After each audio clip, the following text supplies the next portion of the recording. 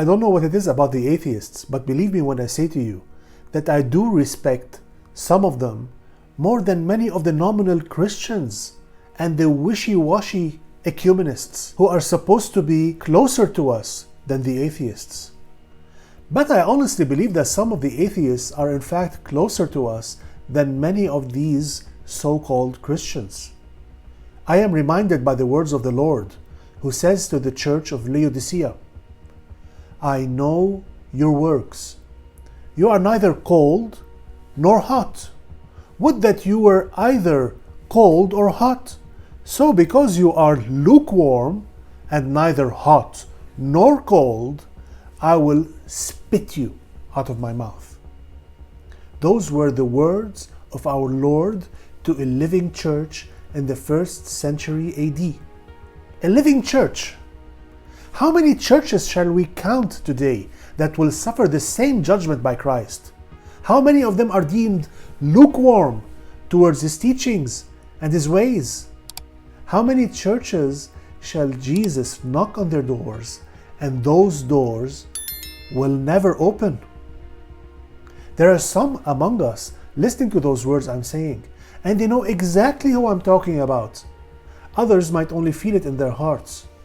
But I personally would rather to have an open conversation with some of the agnostic atheists than with those breed of Christians. For the lukewarm Christians are the worst type. They pretend piety while they practice idolatry.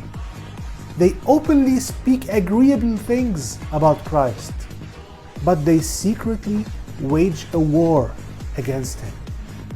They call for love and openness, while in hiding, they follow the devil's agenda. This is why I beg your forgiveness for saying that I would rather talk to some of the atheists than to the lukewarm Christians, because at least they are not hypocrites. They are cold towards Christ and openly reject him in action and in words. But this is someone I can deal with. Of course, I'm not talking about those atheists who actively seek out the mock and ridicule of the Christian faith in the most obscene ways. This brand of atheists is also of the devil and is no better than the lukewarm Christian category.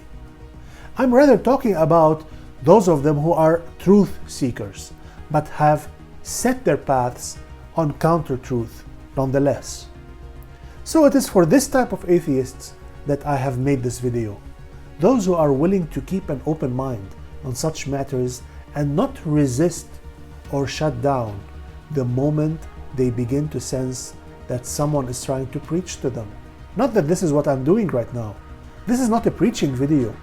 I will not be making a sermon in any way or form, but instead I will be talking in your language, the language of logic and reason. These are some of the things that you believe in. And so listen up, as I keep on stating, and will keep on stating up to the very last moment I draw breath. The resurrection of Christ is the key of our whole existence. Because if Christ defined nature by his resurrection, then he is who he claimed he was, which is the way, the truth, and the life. He is the objective values, the objective truth, and ultimately the objective reality. Now the term objective means simply that an objective thing, whether it is a truth or a value, its existence is independent from any other effect or consideration. This is why it is not conjecture to understand how God can be an objective being, for he is independent from our natures. This means that it makes no difference whether you believe or disbelieve in God, or whether you believe or disbelieve in the resurrection of Christ. It doesn't really matter, because your position is a mere relative stance before objectivity. In other words, your opinion cannot change what reality is. And so believing whether or not the resurrection of Christ took place will not impact the reality of what happened, but it will impact your reality. Keep in mind that your reality is relative, because at any moment in time, you can be undone just like that. Perhaps when you are crossing the street, or having a heart attack, or even dying at a very old age. Death is coming, And the sooner you come to grips with that, the better. And so, as your reality is a relative one, it can change either to the better or to the worse. And so it is obvious that since death is the anti-reality, then you need to focus on life, because that is where the objective reality is. And this is how you can change your life to the better. This is why the only way to change your life to the better objectively is by believing in the resurrection of Christ. Because, like I said, if Christ had resurrected, then He is the life. But how do we know that Christ resurrected 2,000 years after the fact? And so, I will present to you the two witnesses. The first witness is the church. Now, before you roll your eyes and switch from the channel, hear me out for a second. I'm not going to talk about just any church down the street, for many of them are imposter churches. Like I said in the beginning of the video, many are lukewarm churches, and those are so pitiful they are not even worth their own salt. I'm talking about the early church, the church which began with the apostles and extended all the way to our day. This church bears witness to the resurrection of Christ, and I will show you how. If you know anything about Christianity, you would know of the 12 disciples. If you know a little bit more, you would know that the 12 are the inner circle, because there is an even bigger number of disciples, which is the 72. Now, these 72 disciples are not anonymous. We know all their names, along with a great deal about most of them. We know how they lived, where they traveled, and how they died. But the most interesting fact about those 72 is that they were among the hundreds who actually saw Christ resurrected. Another interesting fact about those disciples is that 60 out of those 72 had become bishops of the church, which spread out across a swath of land that is wider than the one conquered by Alexander the Great. Some presided over the church in India and modern-day Iran, others in Jerusalem, the Levant, Egypt, Turkey, Carthage, Italy, Macedonia, Gaul, Britain, Spain. They were all over. Christianity spread to the far corners of the known world during the course of one generation of people. This says a lot about the faith which had spread beyond any mortal's imagination. Keep in mind that this was not a conquest by the sword, but by the heart. They boldly witnessed to the resurrection of what seemed like a normal human being who had ultimately proven to everyone that He is God incarnate. They were met with skeptics, just like we meet some in our days. Even the Bible bears witness of that in the book of Acts, when the Apostle Paul witnessed to a bunch of intellectuals in Athens. There were those who received him and those who scoffed at him. For how could it be that a man could resurrect from the dead? It defies all logic and reason, right?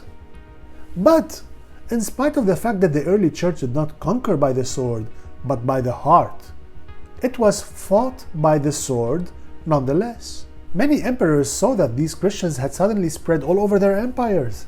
I'm not just talking about the Romans, because Christianity had spread at that time well beyond the Roman border.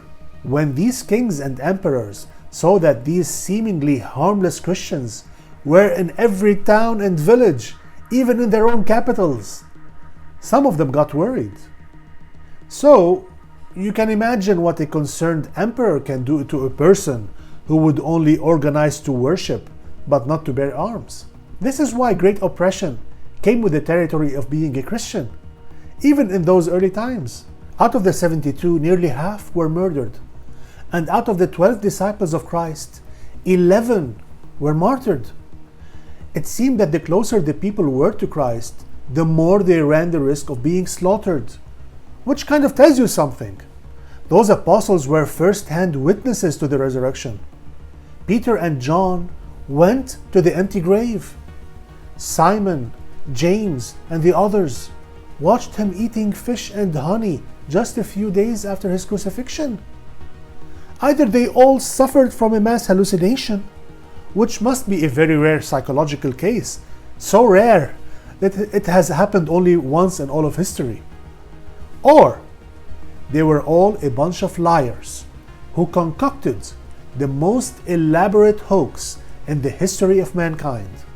They deceived billions of people and have caused many to be sent to their deaths, only so they could live in the lap of luxury, have dozens of harem girls, and wield immense power.